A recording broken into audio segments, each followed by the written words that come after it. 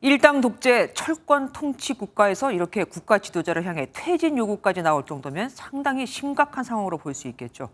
베이징 연결해서 그거 분위기 좀 더 자세히 알아보겠습니다.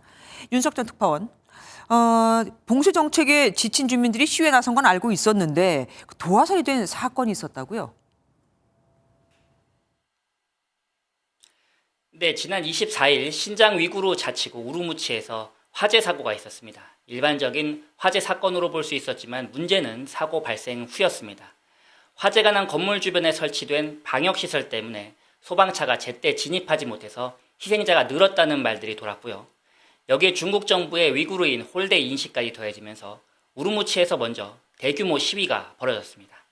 그 다음에 상하이에 위구르인들이 모여 사는 우르무치 중로에서 열린 희생자 추모 집회가 급기야 시진핑 주석 퇴진을 요구하는 항의 시위로 번졌습니다. 거리에서뿐 아니라 온라인 서명 운동 얘기도 있던데 중국에서는 흔치 않은 일이라면서요. 맞습니다. 중국은 코로나19 감염자나 밀접 접촉자를 격리시설로 보냅니다. 그런데 격리 환경이 열악하고 또 한약 같은 걸 주고 체온 체크하는 것 말고는 별다른 치료도 없습니다. 오히려 격리시설에 가두는 게 병을 더 키운다는 불만이 많았습니다. 며칠 전에 제가 사는 아파트에 주민 SNS방에 글이 하나 올라왔는데요. 본인이나 이웃이 감염됐을 때 격리시설이 아닌 집에서 격리와 치료를 받을 수 있도록 하자는데 동의하겠느냐는 겁니다. 물론 출처도 불분명하고 법적인 효력도 없습니다. 하지만 중국에서 이런 온라인 서명운동은 워낙 이례적인 일이라 그만큼 사람들이 봉쇄 정책에 지쳤다는 의미로 볼 수 있겠습니다.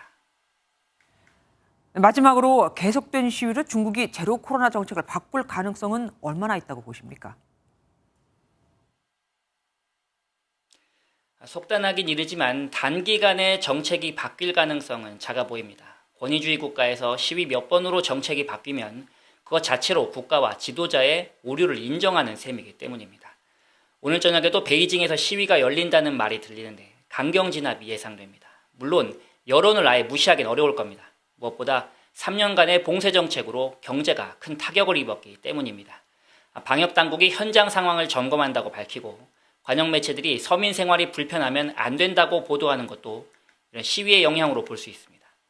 오늘 아침 출근할 때를 보니 일주일 동안 문을 닫았던 식당들이 배달에 한해서긴 하지만 일부 영업을 재개한 것도 시위 때문이 아닐까 생각합니다. 지금까지 베이징에서 전해드렸습니다. 안녕하세요. 김주하입니다. 공정하고 신속한 MBN 뉴스, 유튜브를 통해서도 만나보실 수 있습니다. 특히 더 많은 뉴스와 라이브를 보고 싶으시다면 오른쪽을 눌러서 구독하시면 됩니다. 어렵지 않죠? 빠르고 정확한 뉴스로 계속 찾아뵙겠습니다. MBN 뉴스를 시청해주신 여러분 고맙습니다.